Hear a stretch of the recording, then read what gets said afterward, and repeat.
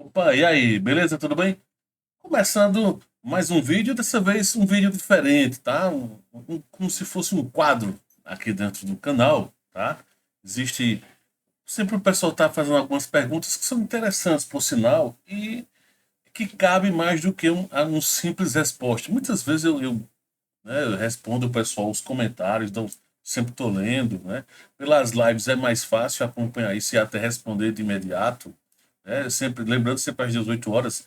Mas às vezes quando surgem algumas outras dúvidas e resolvi criar esse quadro aqui, né, de análise. E Neo EZ29, depois eu perguntar até a origem desse nome, né? Fez a pergunta do seguinte, ó, pode explicar se seria fundamental conquistar Odessa pelo mar, né, ou Transnistria e Romênia para proteger o mar e ter saída total? Ou seja, está dizendo aqui dos possíveis locais, né? Sair a parte da Romênia ou Transnistria para conquistar Odessa, se é interessante ou não. E o que acontece? Quando eu ia começar a gravar agora a resposta, eu vi uma outra pergunta que, acredito, não são parecidas, né, de Álvaro Pereira, que diz o seguinte: ó, eu não entendo o procedimento da Rússia. Os mapas de satélites, que inclusive eu sempre estou trazendo aqui, né, mostram um terreno com muitos detalhes. Dava para a Rússia bombardear tudo, transformar a Ucrânia e a OTAN em cinzas. O que acontece com a Rússia? Até parece que a Ucrânia é muito poderosa. A gente vê os americanos em guerra, detonam tudo em pouco tempo e dominam tudo. Mas mesmo assim, vou torcer para que a Rússia seja vitoriosa. Então ele está comentando aí a questão toda o seguinte. Resumindo, Álvaro pergunta por que é que a Rússia não sai bombardeando tudo? E que são bem similares à pergunta também do próprio, que gerou o quadro, a criação do quadro. Agradeço aqui a Nel EZ29. Depois me procura, tá na live, algum canto, você. A inspiração desse quadro então vai ganhar, inclusive, um. Vou dar um e-book a ti quando sair o primeiro e-book, tá? Aqui do canal. Que eu estou escrevendo aqui sobre a Rússia. O fato é que vou começar primeiro mostrando o mapa aqui e tentar explicar todo esse contexto para vocês o seguinte. Por que é que a Rússia, né, teoricamente, tem um poderio militar mais forte, tem mais soldados, tem uma reserva muito maior de soldados do que o ucraniano? É nuclear, tem equipamento nuclear dos mais diversos tipos. Por que é que não avança tão rápido? Por que, que não ataca algumas áreas, etc, etc? Vamos lá. Motivos são quais? Primeiro, o motivo central, o motivo oficial russo, tá? Só para deixar claro. Se é ou não, tem as entrelinhas que eu vou mostrar agora aqui para vocês, tá? Qual o objetivo que os russos disseram? Olha, nós estamos indo porque estamos defendendo o Donbass, que é uma região mais aqui a leste, não tudo isso, né?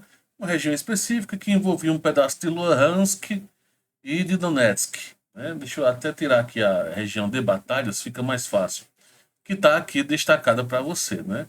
Essa área aqui que já existe, já tem um certo conflito, né? Beleza.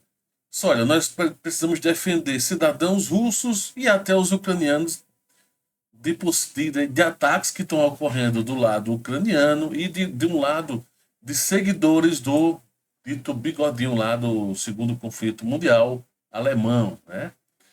Então, houve todo esse motivo, e na época Putin disse, por conta disso nós vamos ter que colocar tropas aqui em jogo.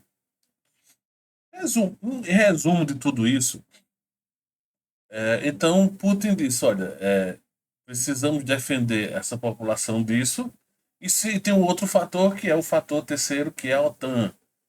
A Ucrânia não pode participar da OTAN, então por conta disso nós precisamos criar a nossa própria área de amortecimento. Se assim for, se a Ucrânia virar OTAN, então não pode, isso não pode acontecer. Vai virar de novo uma crise dos mísseis lá de Cuba, como aconteceu no passado, né? Em que a antiga União Soviética quis começar a montar infraestrutura para colocar mísseis apontados diretamente para os Estados Unidos, a poucos quilômetros, né? Então, esse é o contexto. Agora vamos lá respondendo agora parte por parte tudo isso. Primeiro, por que é que de fato os russos não fazem isso de, por exemplo, avançar. Eles queriam de fato avançar nessa região, que é a pergunta original de Neo, né? Que nosso seguidor fez aqui, ó. Neo EZ29, depois eu preciso de um nome real teu. Porque não conquista por essa região aqui, ó. Transnistria, que é essa região separatista da Moldávia, né? Ou Moldova, ou até poderia servir a Romênia, por exemplo, né? Por que não? E aí, pegando a segunda pergunta, junto, né, que é de Álvaro, sobre essa questão o que é, qual é o objetivo desse avanço? Perceba que não é um avanço terra arrasada. Existe um contexto, eu até respondi a Álvaro já um pouquinho. Cada conflito mundial que existe por aí, existe um objetivo, existe um motivo. Exemplo, Israel com Hezbollah, Israel com Hamas. Existe um motivo de ódio mesmo, é um outro fator que está gerando toda essa complicação de Israel ter que tá fazendo todo esse estrago e vice-versa. Existe um motivo religioso barra, né, ódio mesmo que existe. Existem outros fatores. Se você observar a ocupação síria, houve até um início um pouco de revolta, de exagero, mas logo em seguida não. Perceba que não houve ataque para destruir as coisas. Por quê? Porque eles querem governar o local. Não querem destruir. Eles querem governar. O HTS tem o objetivo de governar. Por isso que eles ficam olhando com olhos meio estranhos para o lado de Israel. Israel sim está destruindo porque não quer acabar com a infraestrutura de Hezbollah ou de quem quer que seja vizinho dele. Só ele pode ter poder. Basicamente, esse é o conceito, né, da doutrina de Israel, de Netanyahu especificamente. Né? Mais ainda. Nesse caso aqui, tá? O fronte já está dando trabalho demais aos russos. É um fronte gigantesco de alguns quilômetros, tá? Eu até já gravei vídeo falando disso. Eu vou até fazer bem rapidinho aqui para não ficar um vídeo gigante. O vídeo só eu medindo aqui o fronte. Estou fazendo de forma bem grotesca aqui. São mais de 130 quilômetros, não, 650 quilômetros, sem contar aqui abaixo a Crimeia, tá? Então são arredondar aqui para 600, 700 quilômetros, vou arredondar, tem as entradas. Então cerca de 700 quilômetros fora, lá em cima, aqui em Kursk, tá? Então os russos têm 700 quilômetros de linha de conflito, eu não estou falando de área, tá? Linha de conflito para dar conta e avançando sem objetivo de terra arrasada. Por quê? Eles querem avançar, querem conquistar e querem governar o local. Então, se eles fazem, feito o Álvaro sugeriu, avançar para destruir totalmente, não é o objetivo dessa ocupação russa. Os russos não estão vindo a ocupar aqui com esse objetivo. Como inclusive aconteceu com a própria ocupação na Crimeia. Tá? Já o que aconteceu na Chechênia do passado foi realmente vieram destruindo tudo, porque era para acabar o conflito que estava ocorrendo lá, a custo que custar. Era a força que estava fazendo esse negócio. Estão fazendo a força, né? Usando força. Tá ok?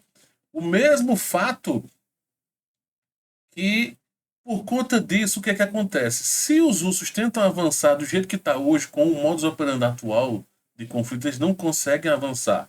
Existem, lógico, tem até o fator tropas e tudo, mas tem um fator natural do local. Kherson, Mykolaiv, Odessa são protegidos. Essas três cidades, pelo menos, Kryvyi mais acima, a própria Zaporizhia, são protegidos pelas águas, ou pelo mar, no caso de Odessa, até pelos rios, tá? Em todos os outros locais, o rio de Dnipro, que vai ajudar, tá, nesse processo. No caso de Mykolaiv, é um outro rio, são outros rios. Mas é uma região extremamente difícil de avançar. Existem ilhas, existem áreas muito alagadas, muitas baixas. As poucas tentativas que os russos tentaram fazer aqui em avançar tiveram baixas gigantes. Se forem só bombardear por bombardear para acabar Kherson, não, eles querem conquistar Kherson. Querem conquistar aquilo que Kherson pode proporcionar futuramente para os russos, o spoiler do conflito. E qual é o spoiler do conflito? Eis aqui um mapa, já que todo mundo gosta de mapa, que está aqui no canal, assim como eu gosto de mapa. Esse mapa que você está vendo aqui, tá? É do órgão ucraniano, desculpa, de um órgão russo, que o pessoal da União Europeia tem acesso, assim, resumindo, eu consegui esse mapa já há um certo tempo, e ele mostra o início da invasão russa e mostram esse mapa de outros possíveis motivos. Isso tem a ver com um artigo científico criado, tá? Infelizmente eu não consegui encontrar mais a fonte original, o autor real desse mapa, infelizmente. Mas ele é extremamente esclarecedor. Primeiro, você está vendo em amarelo clarinho. Vamos lá, deixa eu riscar um pouquinho, né? Esse amarelo clarinho aqui é a Ucrânia, tá? Vixe, ficou estranho aqui. Ah, porque eu dei um zoom muito grande aqui para poder. Deixa eu só diminuir então aqui o risco e colocar preto. Então aqui é a Ucrânia, tá? Ucrânia aqui. Do outro lado da história, Rússia, tá? Do outro lado aqui, Rússia, tá? E essa é a área ocupada, que teoricamente os russos ocupariam. Isso que está em amarelo mais escuro e embaixo está a Crimeia, né? Então você já deve ter se situado aí, visto as imagens e observou que nessa imagem Zaporizhia, Dnipro, ou seja, toda a região de Dnipropetrovsk, Kharkiv lá em cima ao norte, incluindo Sumy, toda aquela região, tudo isso, descendo por Kherson, Mykolaiv, Odessa por completo, né? Tudo isso dominado pelos russos. Essa era a potencial ocupação. Quando os russos começaram a atacar Kiev e depois começaram a vir mais forte do leste, começou todo esse barulho que acreditava-se que isso naturalmente aconteceria. Surgiu esse mapa, tá? E esse mapa, se você observar bem, ele é um mapa não só de conflito, é geopolítico, econômico.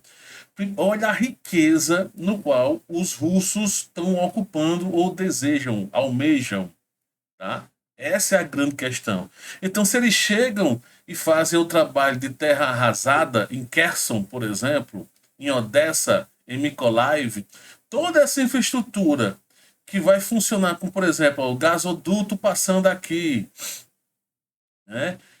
Depois, por exemplo, eles utilizarem essa região do mar. Eu estou meio perdido aqui com o mouse, porque o tamanho do mouse agora foi. Essa região aqui do mar, que deixa eu riscar. Tá vendo isso aqui? Teoricamente, se os russos ocuparem Odessa, Kherson, essa região do Mar Negro, foi identificado que tem alto potencial de gás aqui no mar e que é viável fazer a extração. Olha, essa região aqui do Mar de Azov, os russos já estão com acesso, né? Esse outro lado aqui, que de um lado é território russo e do outro agora é território da Crimeia, os russos também já têm acesso, só não esse que eu acabei de circular. Então é uma área economicamente falando importante, geopoliticamente também é importante. E por que que não acontece isso? Por conta dessa dificuldade de avançar, tá? Questão de poderio militar. Mas poderia jogar uma bomba? Sim, mas poderia, mas aí acabaria toda a infraestrutura, teria que reconstruir. Não compensa, não é vantajoso.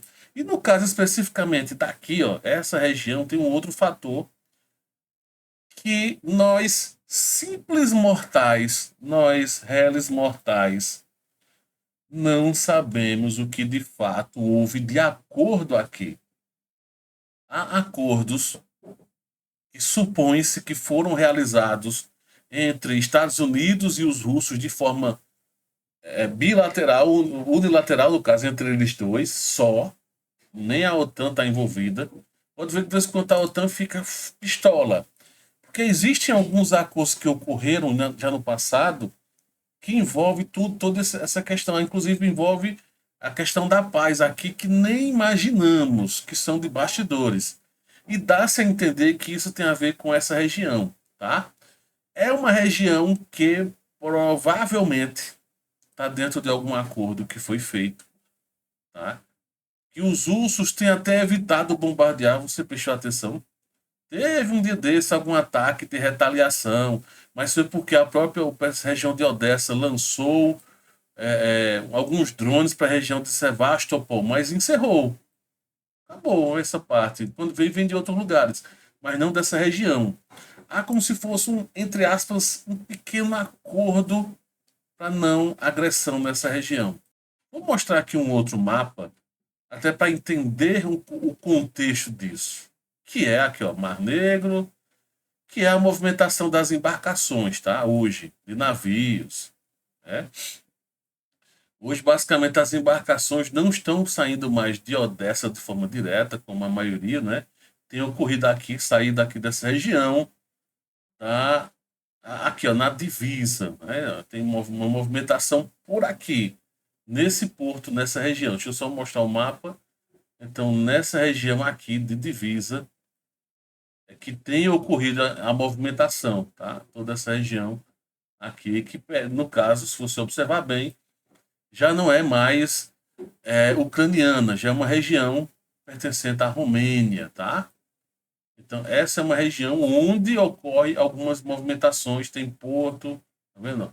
Então, a movimentação ocorre aqui nessa região. Há um certo controle, digamos assim, nessa região, tá? Aqui é um ponto de controle. Deixa eu ver para onde é que vai esse navio aqui. Container ship, não está dizendo exatamente para onde é que vai, de onde para onde.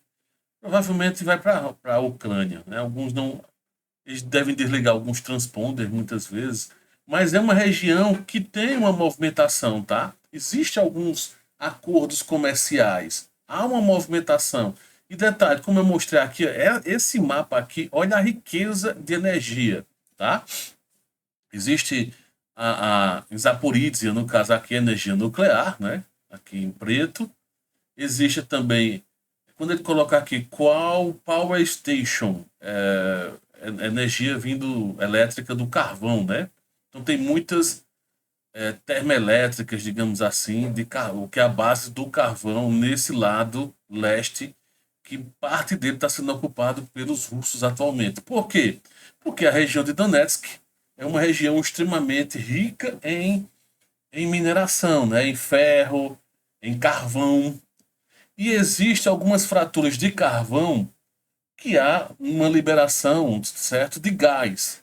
É tanto que tem aqui na legenda, cadê? CBM. CBM. Qual bad methane? São regiões aqui, são esses risquinhos que você está vendo aqui, ó. Esses risquinhos que vai além de Dnipro até Donetsk mesmo, cidade, vai avançando. Tudo isso aqui, ó, esses risquinhos, são áreas fraturáveis com certa riqueza de gás que estão entre esses depósitos de carvão, que é toda região de depósito de carvão, tá? Então, há chance dessas regiões, e também não só chance, tem mesmo aqui, ó. Aqui tem uma região que tem minas, e que extrai tanto gás como óleo, tá? Então, isso é o quê? Riqueza. São riquezas. Tem o caso das minas de lítio, em Shevchenko, próximo a Kurakov, entre Kurakov e Pokrovsk, existe uma outra vila. Existem três Shevchenko, né? Dentro do território ucraniano, pelo menos que eu saiba. E uma delas que é onde tem a concentração lá a maior mina de lítio da Europa. Tudo isso, os russos estão de olho e estão avançando. Então não é só um fator geopolítico, é por conta da OTAN. Sim, existem alguns motivos ligados à OTAN, mas tem outros motivos econômicos por trás, vantagens econômicas.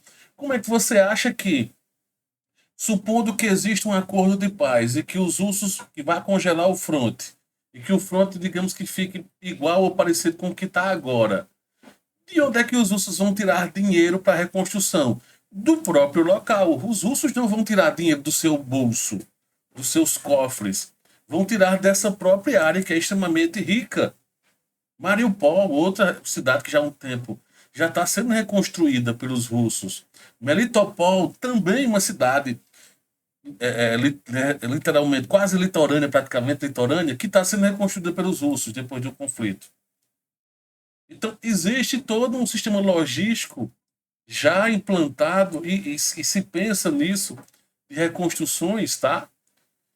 E aí você tem que parar de deixar a sua cabeça, né? Às vezes o pessoal fica com a cabeça muito destrutiva, dizendo, porque tem que arrasar, tem que acabar. Nem todo conflito, os objetivos, não estou dizendo nem que é certo e que é errado. Eu estou tentando aqui analisar as informações baseado em alguns contextos. Nem todo conflito ele é 100% destrutivo. Tem motivos de avançar para conquistar terras, tem poder, tem alguns motivos mais diversos. Dentro da doutrina Putin, que inclusive eu vou gravar um vídeo sobre isso, existe também essa questão de, beleza, conquistar, mas que também, feito esse caso, o território possa se manter. Quando avançaram na Crimeia, já se sabia de toda essa questão do. Porque os russos já praticamente ficavam aqui nessa região. Então já sabiam da presença de gás e de óleo aqui nessa região que foi ocupada e que, de certa forma, há uns certos benefícios, beneficiamentos. Tá? Então, isso você precisa, então, entender esse contexto, entender essa situação. Tá? Que não é vantagem, nesse caso, teoricamente não é vantagem para ninguém a teoria da Terra arrasada.